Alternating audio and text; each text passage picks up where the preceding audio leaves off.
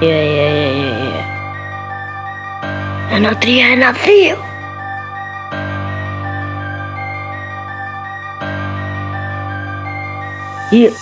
Πάνω μου ένα οπλάκι, βάζουμε 100 απ' το χώμα. Η Hitman μαφία σκάει με μαχαίρια, εμείς σκάμε με τις μπουνιές και πάλι θα νικήσουμε όσο και να μας πρίζετε. Θα σας κερνάμε σφαίρες. Το όπλο μου βγάζει αίμα, το μαχαίρι σου βγάζει τέμα. Όταν περνάει η ομάδα μου θα κάνεις λίγο πιο εκεί. Τα όπλα πάνω στο κεφάλι σου. Κλάψε.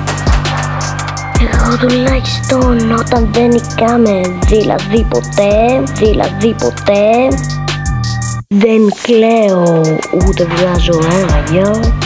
Να σου πάρω ένα γιογιό, καλύτερα να παίξεις με αυτό γιο, όχι με μαχαίρια, δεν για σένα αυτά. Βασανιστήρια έχω περάσει, γι' αυτό μη μιλάς για τις περιπέτειες. Τι λες στο καριόλι πως γαμάω νούμερα και τρανς. Μαχαιρώματα τρώτε έτσι, πουνιές τρώτε πέτσι. Για να πεις σε όλους αυτούς που είναι μέσα στη φυλακή, η φυλακή μια μέρα θα τελειώσει. Γι' αυτό καλύτερα μην κάνεις έτσι. Το ξέρω, είναι βρώμικη η φωνή μου και βρωμίκα τα λεφτά μου. 10 κάπα στο τραπέζι.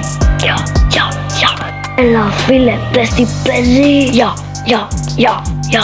Γι' αυτό μην κάνεις έτσι.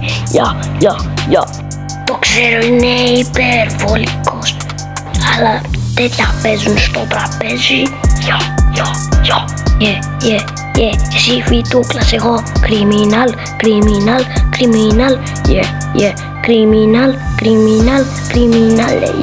Εντάξει να διαβάζεις, αλλά όχι και φυτούκλα σου. Έτσι το σπίτι. Ναι. Οκ.